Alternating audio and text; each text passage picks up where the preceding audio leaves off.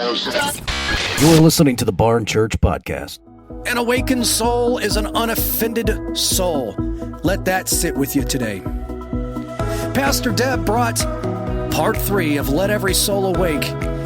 It's about the revival of your heart, staying in community, as well as making sure that as you are in community, you live an unoffendable lifestyle.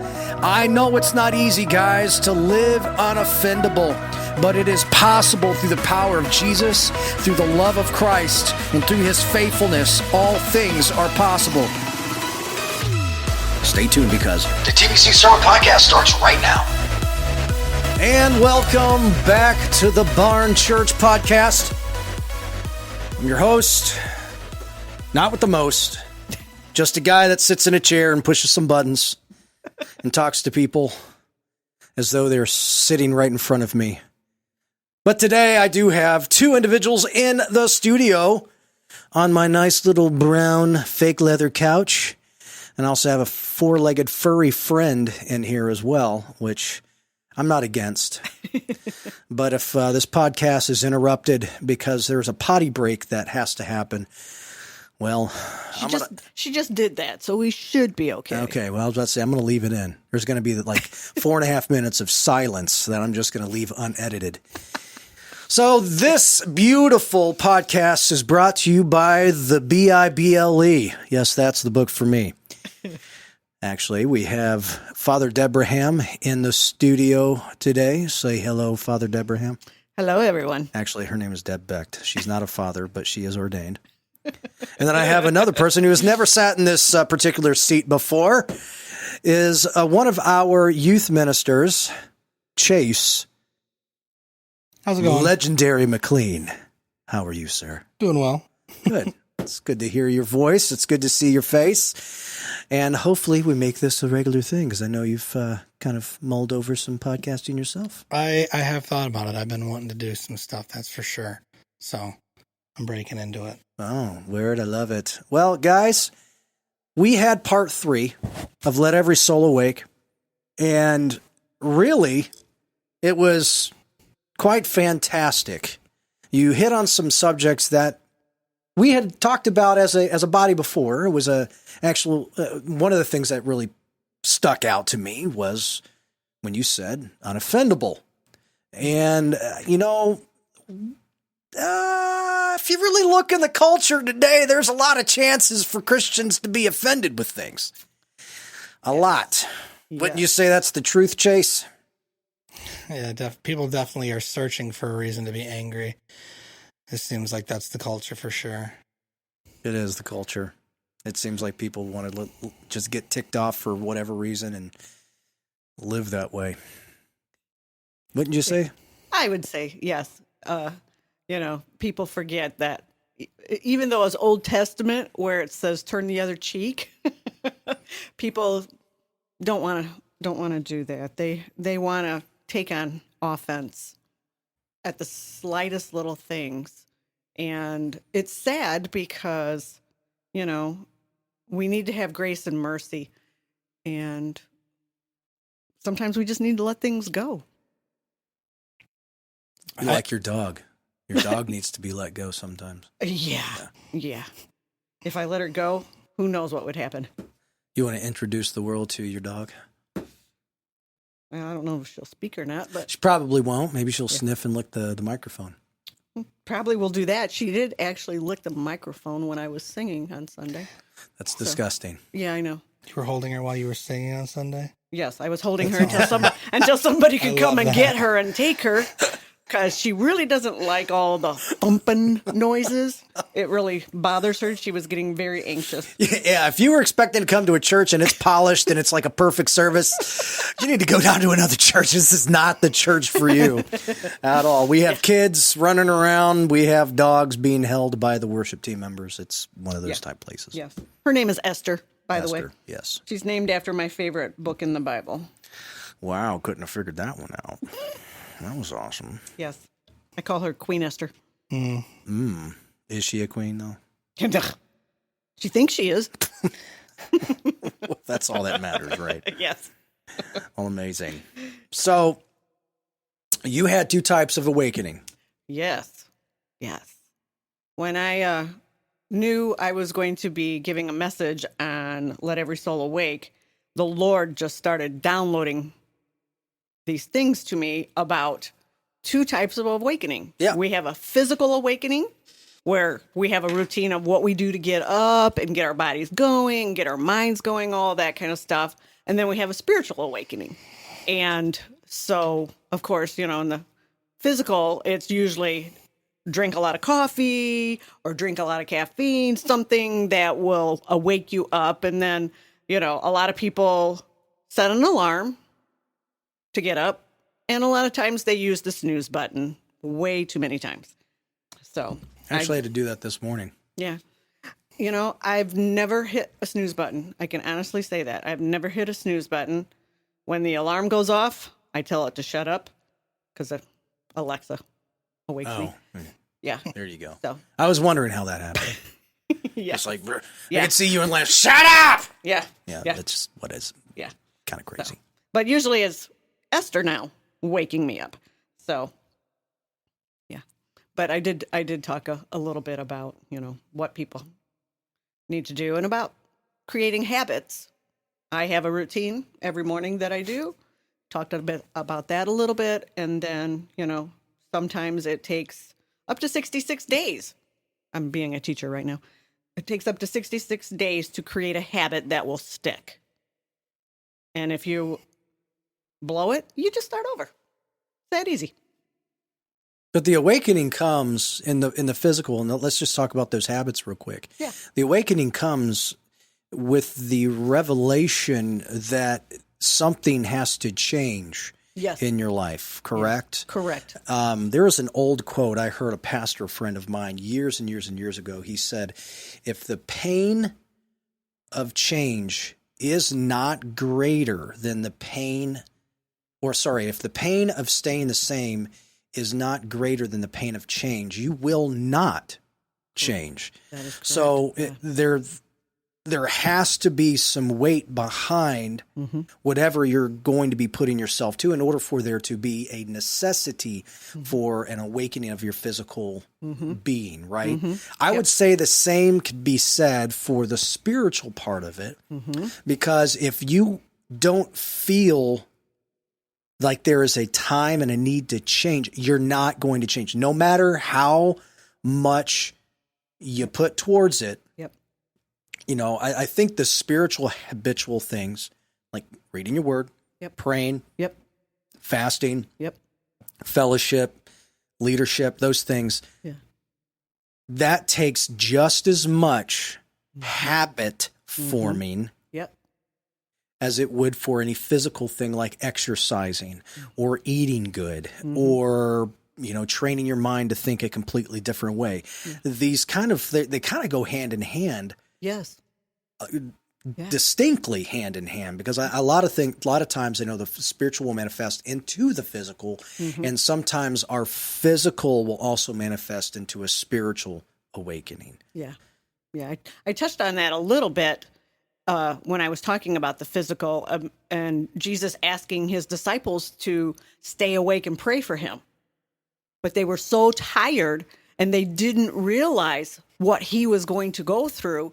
And so they just kept falling asleep. And he would come back and say, hey, do you not understand? You need to stay awake and pray.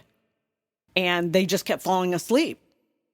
And so when you're physically not awake, it definitely will affect you spiritually. Yeah, and you pulled that from Mark 14, Yes. 40 through 41. Yep.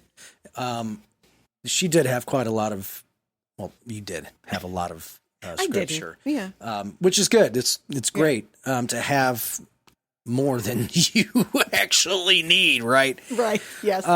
But how is that? That's like almost every single situation. I'm sitting here and I'm thinking back in my head. Those times of physical awakening that bred into a spiritual awakening. And Chase, I'm going to throw it to you here in a second too.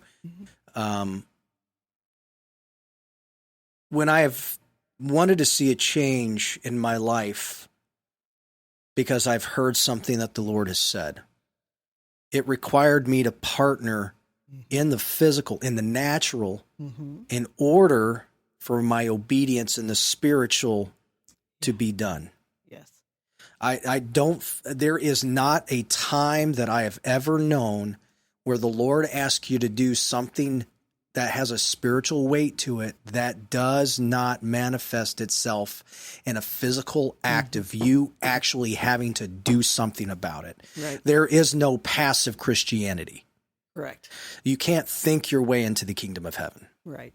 Now, you can think the right thoughts, but just by thought and thought alone, it does not get you there. I mean, Jesus even said, if you even hate your brother, you're guilty of murder. Right. And that, I mean, that's a thought. That's not even an action. That's a thought. So you can't think your way into the kingdom of heaven. Right. You can't act your way into the kingdom of heaven, but everything spiritually will manifest itself into a physical representation of that action, I believe. Chase, what do you think? You can get deep. You can get philosophical. I don't know. I'm thinking about your question. You can rebut it as well, too. If you feel like it's not right, you're like, nope, that's not right. No. I guess I can only speak really to my own experience. I've noticed that for me, and I think that God has put a lot of good people around me, and not just here, but like, I know people that I've met, from other places as well that I still talk to. But there's a lot of wisdom, and wisdom from God can come anywhere. I mean, he spoke out of a donkey, and so I try to pay attention to the different things and people around me. Everything can be a lesson if you allow it to be. And so I think that a lot of people are, I mean, for me, what was the hardest for me for a long time was just trying anything new, like not liking change. And I think that God likes to do things that keep us on their toes. And so I think that when you truly follow God, a lot of the time there's like a lot of new stuff that happens. And like for me, I used to set, like, I would have an alarm every 5 minutes, it's like 7:05, 7:10, 7:11, 7:14, 7:15. Like, that would drive me nuts. How does that even work, bro? Dude, it was horrible. And then like eventually I would get up at like 7:45. Like that is what I used to have. And so at one point I said, you know what? I was praying and I just felt like I was like, listen, I want you to set your alarm for 7:45. This will do two things. It'll allow you to have more sleep. And when you get up, you won't have an excuse to be able to hit snooze. Like, because you snooze up until that point. So what I want you to do is just set your alarm there. Now you have another 45 minutes of sleep, and when that alarm goes off, you can't go, I'm going to hit snooze, because if you do, you're going to be late. And that helped me. So I set my alarm for 7:30. And then what I like to do in the morning is I wake up and I just kind of lay in bed. I just keep my eyes open and I just focus on breathing, and I'll set my alarm again for like 10 minutes later. And I know it sounds like snooze, but what I do is if for some reason I were to fall asleep again, then I would wake up. But otherwise, I normally have woken up before that, and I like to just be awake and be cozy and warm in bed. If my alarm goes off again, I stand up, I get up, and I get dressed. But I like to wake up just a little bit early so I have a little bit of time. But what happens is I don't have like from like 7:05 until 7:45 anymore. Bro. And so I wish I could sleep till 7:45. Bro, oh my gosh. Hey, I'm in the driveway picking him up. And usually by 7:40 now. Yeah, it's like 7:45 to only 7:50. for a little while longer. For a little while longer. Yeah. He's getting that car here soon. And so I wake up, my alarm goes off at like 7:30, and then I sit there. I probably not 10 minutes, it's probably like 5. And then I get up, get dressed, brush my teeth, get clothes, because I shower the night before. I like to shower at night. It helps me sleep. And so, but I've been having to get Bryce ready, and I've noticed that having to worry about Bryce has been keeping me. Like, I don't know if you notice, she'll text me like I'm here, and I'm like, so I'm gonna have to set my alarm even earlier now because I've had Bryce. And so like it's these little things. It's like I said, God is always doing something different, and like that awakening, I think like what you're talking about is He's always working on us. And I think that, I guess, how do I say this? I don't think I would be able to do the things that I do if I didn't pray. If I didn't have that spiritual side of it, I just wouldn't be able to. Amen. Because I wouldn't hear from it, and it would be harder. And I think that God gives us, I think that people don't understand. I think a lot of people think it's their conscious or themselves, but I think God gives divine revelation through people like way more often than they even see. I know He does for me. And so, yeah, I'm sorry. That's good. No, bro, that's perfect. Yeah. Because that leads us right into the spiritual awakening part. Deb, why don't you bring us a little closer and deeper on what the spiritual awakening is? Well, as I was praying about the spiritual awakening part of it, a lot of it came down to, are we willing to make the sacrifice that needs to be made to draw closer to the Lord, to be able to hear God's voice? Because we live in a very busy world. There are so many distractions, and that's a ploy of the enemy to keep us so distracted that we're not listening to what the Father is saying. And so between, our TVs, our phones, sports, it could be anything that will take our focus off of what the Lord is wanting us to hear or to do, And one of the things that I did say was, whatever you have your focus on, whatever you gaze at, has your focus. And so if we're so busy with all these other things, we're not awakening our spirits because we're not taking the time to just listen to what the Holy Spirit is saying to us. And the Holy Spirit wants us to come out of our comfort zones. We get so comfortable doing everyday things that when God is ready for us to do something big, or he's calling us to step out and do something that we normally wouldn't do, we have to be spiritually awakened to hear and be able to be ready to step up and do what God is speaking to us. Because it's not always loud. It could be real quiet, but he is saying, you need to go deeper. You need to go deeper. I feel like you could have named this particular message, Let Every Soul Awake. Get out of the comfort zone. Yeah. That's what I'm feeling like this is really all about. Yeah. And there is no growth in the comfort zone. So true. I need to, be as it may, grown up my entire life in the church, the uncomfortability aspect of your Christian walk it can do two things, and how it ends is really up to your attitude. It could end with a lot of regret and disgust, or it can end with a bigger idea, deeper clarity, and a resolve. Paul said, I am content in all things. I've learned to be content with little. I've learned to be content with much. Yeah. So in everything, we have the opportunity to partner with being uncomfortable for the sake of the kingdom. Yeah. I know that I've been challenged to be out of my comfort zone. Deb, I know you've been challenged to be out of your comfort zone. Yep. Chase, I know for a fact you've been challenged to be out of your comfort zone. I don't find any comfort in the comfort zone anymore. Correct. Not because I don't like being comfortable. Everyone likes to be comfortable. I think that is a human, natural feeling. Chase already said it. He likes to stay warm and cozy in his bed up until 7:45. I like to not come into work and be lazy in my house all day. That's my comfort zone.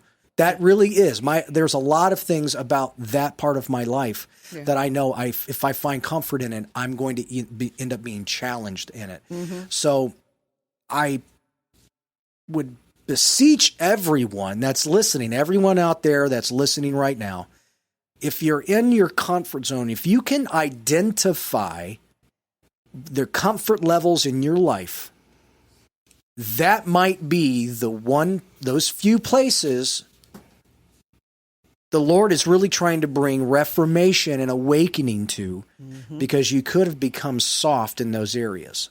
Yes. I mean, if you want to be, let's say, a worship pastor or a worship leader, I'm just going to kind of bring it home to my context for a second.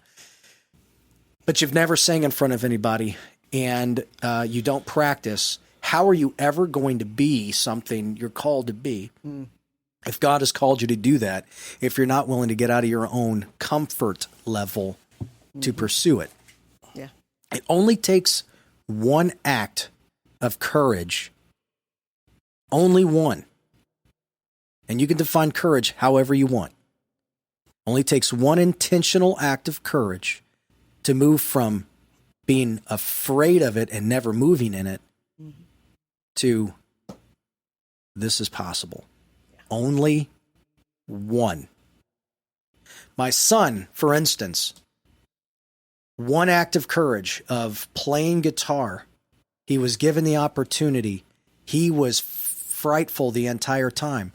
But instead of going, you'll never do this, kiddo, you're not ready for this, I decided to do the exact opposite of what, I mean, any good father would say this, right? Right, Say, yes. You can do this. Yes. I believe in you. Yeah. I can see you're putting forth the effort. It's going to be good. No matter if you're hard on yourself or not, I'm proud of you. Mm-hmm.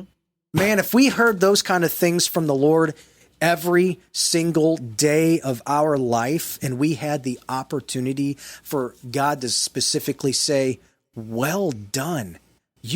Wow, I'm really proud of you for stepping out and doing something amazing.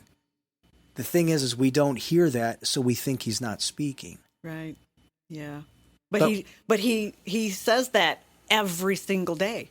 He says that over us. His word says that, how much he loves us, how proud of us he is, and that he's always there for us.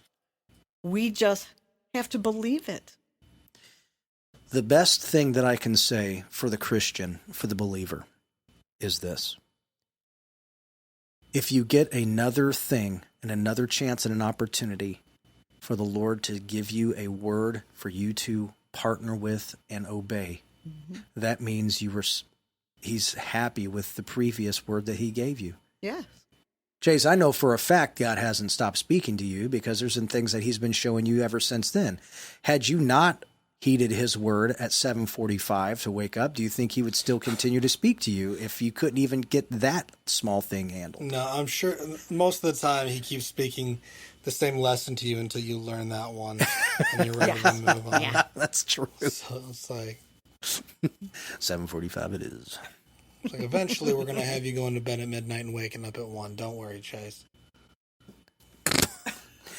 Well, Lord, if you choose to do that, that's fine. He'll be ready to go at 1 a.m. in the morning. I'll be just going by his strength alone. Yeah. Yeah. And maybe some coffee, because we all And know, maybe some coffee. and we all know ministry runs on coffee. Not in my house. Not in your house. I drink mud water. I've heard about that stuff. It's pretty good. So you like drinking spores all day long, huh? Mushrooms. Yeah. It does. I do like it more than coffee. I really do. But it does taste like dirt. It does taste like dirt. I'll bring some in. Because believe it or not, I think that you would actually like it, Jared. He must think my taste buds are Not the taste buds. I think that you will enjoy, like, it is a coffee benefits? substitute. Yeah, Okay, it all does. right. It does. It's sound like I better don't than really coffee. want anything that tastes like absolute dirt. No. Chew on a rock. Yeah. Yeah, you can go out in the parking lot and get some dirt if that's what you want. I mean, come on. Just you could mix up a thing of manure, and I probably wouldn't even know. You're like, this is mud water. This is Taste great. buds that bad? Yeah. Tastes a little nutty, a little bit like field grasses. We should move What's on. up? Yeah. Rabbit trail there. So anyway, those are allowed. Those are allowed. Those are allowed. I factor those in, depending on who's in here. Well, I mean, I don't really need anybody in here to rabbit trail That anyway. is true. Jeez. All right. Well, we're going to reel it back in. Unoffendable. Again, I know we kind of hit on that at the beginning. I want to hit on that again. Okay.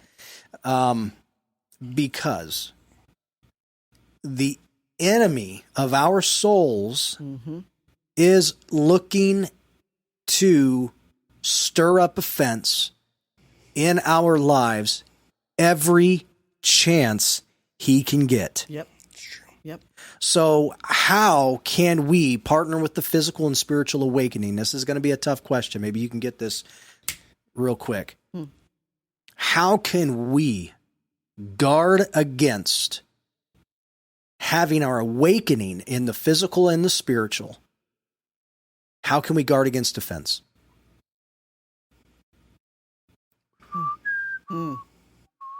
That is kind of a tough one there. But if you are staying close to the Lord, staying in his word, showing mercy and grace, I think that definitely helps. And, you're not going to agree with everything that everybody says. You take what is good and let go of what, maybe doesn't apply to you.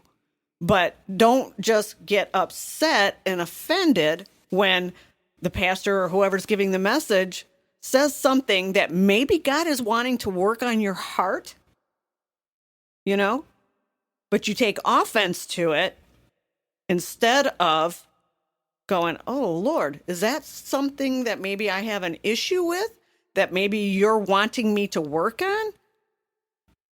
And then pray about it. Give it to the Lord, instead of letting it fester up, because then you do become you become offended. And so we really need to watch, listen, and not be so quick to be offended, but really pray about, okay, is that an area that I need to work on? That's a good answer. I think it really is that personal context, when things that tweak you can disrupt the flow of the Spirit in your life, and you can lose ground by being offended. Yeah. Ooh. Aw. Essie. I think she's getting hot. Aye. Well, I got a fan on over here. She can stand right there if she wants to. It's all good. I really believe the foundations of the Christian faith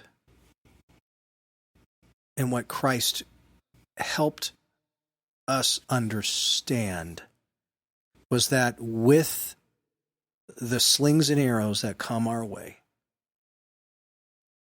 we have to learn, and that's what the turn the other cheek is we have to learn to be able to go, it doesn't matter. Right.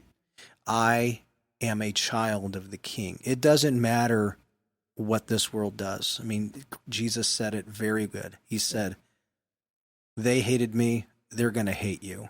Yep. And so if you learn to love everyone, despite their best attempts to make them unlovable, that you can still love people. Now, there are people in your life that are believers that are toxic to your forward progression. That is something that I firmly believe, that they are working things out and their personality clashes with yours. Just because you love all people doesn't mean you invite them into your circle. Right. It doesn't mean that you give them a platform to speak into your life. And it also means that you have to make sure that you are guarding against your own offense of that person.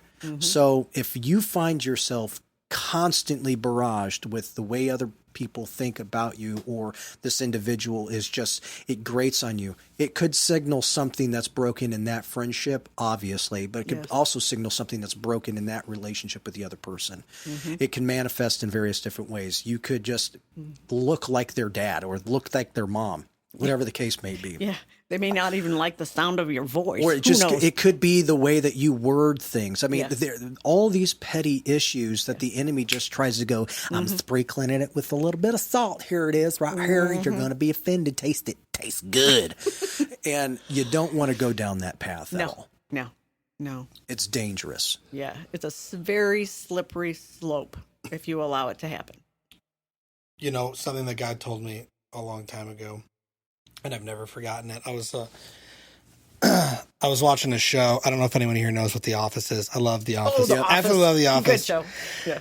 Probably my favorite show. Evan's the one who introduced me into it. But God speaks to me in so many different ways. There's one episode where they have a Christmas party and they weren't supposed to drink, but someone brought some drinks. And so one of the characters, Phyllis, she gets kind of drunk and she looks at her hands and she goes, whose hands are these? These aren't my hands. And it was kind of this weird, sad moment, but I felt Spirit of God say, pause it real quick. And I paused it and he goes, I want to tell you something, Chase. People don't check their hands enough.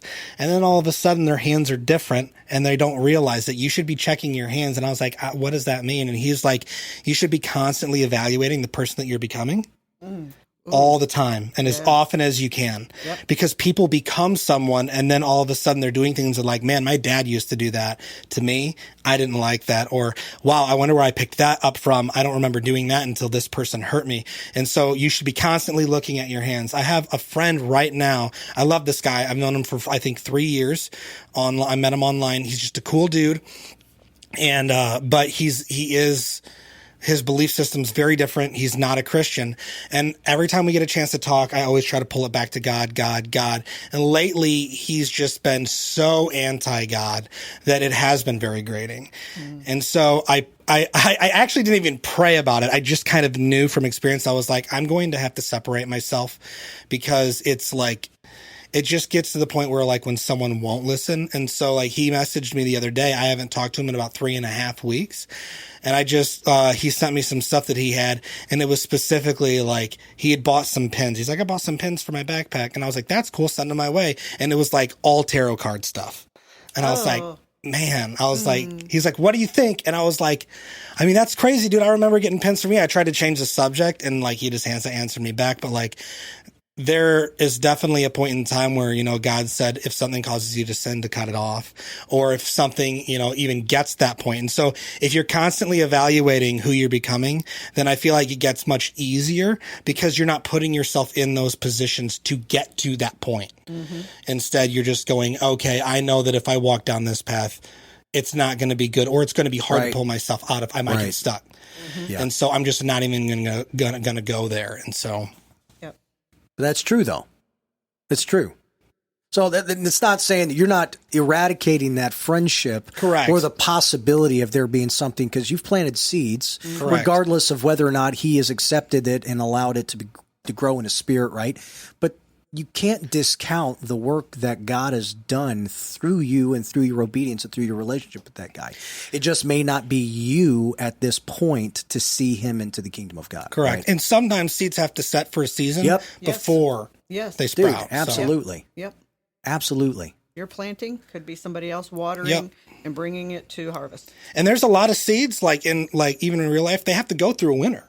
Yes. They have to freeze. Yes. Before they can sprout. Dormant. Correct. Dormant stage. And so, so I know that God's working on them. I still pray for them, you know, and I think that God normally does the things to work to his glory. So whatever happens for him to be saved, it's going to be like very obvious that it is God, you know, which will glorify him even more. So, and that's beautiful. That is good. Yeah. So in conclusion, you want to wrap this up, Deb. Is there anything that you would like to, clarify or?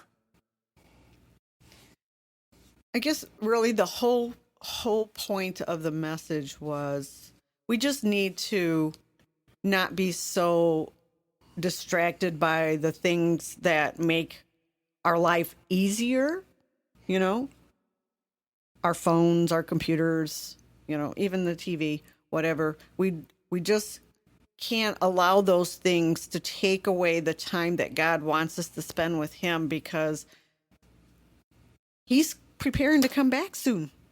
Amen. And if we're not ready, we could miss it. And so, you know, one of the last points that I talked about was too of building community. We can't do this alone. We need each other. We need accountability. We need to speak truth into each other's lives and do it in love. You know, even if it is something that we have to confront somebody on, we do it in love, in a culture of honor. And so, you know, I don't want to see anybody left behind. That breaks my heart, thinking that, you know, there's been every opportunity, but then still people will turn their back because they do become offended and they walk away from the Lord because they won't take the time to go and talk to someone that has offended them and just kind of hash it out. Because it could be really something simple, a misunderstanding, And it's real simple to fix if you're just willing to talk. Amen. Chase, what do you think? Anything in conclusion? I think that most people aren't trying to be malicious when they get angry about something. I think that most people want to be the good guy, and so what they're doing is they're trying to find a reason to be that person. I think it's, they get offended. When you're getting offended on someone else's behalf, that's a slippery slope, and that's the world we live in. Everyone wants to seem righteous. It's all virtue signaling. Like, I'm a good person because I'm offended on behalf of this other person, and so it gets really easy to slip in. Actions speak louder than words. If you're yelling, if you're screaming, if you're thinking thoughts in your head that are negative about someone else and you're letting the enemy gain ground in your life, I would encourage you to step back and ask yourself if you should give those parts of your life, your emotions and other things, to God. And I think that separating yourself, we live, the environment around us is so toxic. And Deb, you're so right. Everything we see on our phones, everything we see on the news, everything, Facebook, TikTok, YouTube, everywhere. Mm-hmm. It's all just like yell, scream, craziness. Yep. And I think that it took me a lot to pull myself away, but I don't look at a lot of news stuff anymore. And sometimes people even struggle getting in touch with me from texting, but to purge that from your life for 3 to 4 days and just see how your attitude changes. Mm-hmm. Right. You ask yourself, what is the reason that I'm feeling this way? Angry, mm-hmm. anxiety, depression, any of those things. Cut something off for 3 days. If it doesn't work, then that's only 3 days of your whole life. Mm-hmm. Cut something off for 3 to 4 days. Evaluate how you feel before you pick it up again at the end of the 3 or 4 days. And if it wasn't the thing that did it, cut something else off. Maybe it's the food that you're eating. Maybe it's the screens that you're watching.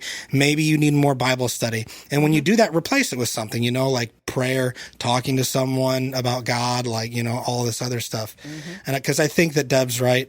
We need less screen time and more God time for sure. Yep. And when you're around a body of believers that are encouraging each other, it will lift you up. It'll pull you out of if you're in some kind of a funk, of not knowing what to do or where to go or whatever. When you get around a body of people who are so on fire for the Lord, it's just you can't help but want to have that, and it's all because of the Lord. He's the joy that we get every single day. And when you're around people who are joyful and happy and full of love, it's contagious. I agree. Well, folks, you've heard it here first. Got to be disciplined. Yes. If you want to see your life change for the better, doesn't matter during that period of change and discipline if you are challenged. Challenge is what it is supposed to be. It is supposed to be a method of your forward progression. If you continue to hit your head against the wall every single time you're challenged and you're making no progression, the problem is something within you. You got to get that handled and get that under the blood of Christ. So, folks, we want to invite you all to enjoy the kingdom of God. It is really simple. It is really simple. Find a fellowship, get involved wherever it is. Doesn't have to be here, but man, we would love if you became part of our family and you came and you grew and you really, really, really invested. God is doing some amazing things in this fellowship, and we want you to be a part of it as well. We have an opportunity every Tuesday and Saturday for you to not only get fed physically, but to also help feed the hearts and the physical bodies of others. Come and be part of what God is doing in the storehouse. And also at the very tail end of this month, we got a community outreach. On the 30th, we're doing our Sunset Music Fest. And it's going to be fantastic. We have multiple churches coming to be a part of this, gathering together in unity for the cause of Christ. It's going to be awesome. The youth are going to be there. Our jaywalkers are going to be there. And if you don't know what jaywalkers are, come and be a part of this. It's really more or less for that young adult and college age group. And we'd love for you to be a part of that. I know Chase would love for that to grow as well and be like gigantic, as a matter of fact, like 4,000 people. Let's do it, you know. Guys, God is moving. We want you to be a part of it. We love you. Thanks for listening in. That'll be all for this week. We'll be back next week with part 4 of Let Every Soul Awake. Until next week, guys. Bye-bye.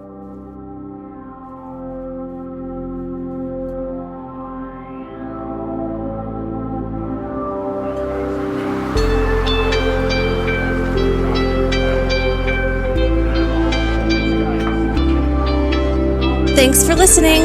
We appreciate every listener and pray that God speaks to you through this podcast. The Barn Church and Ministries exists to create environments where people can encounter Christ and be empowered to advance His kingdom. Check us out on the web at www.thebarn.church. Follow us on Facebook and Instagram at The Barn Ministries. We would love to hear from you. Send us an email to podcast@thebarn.church. We hope to see you soon.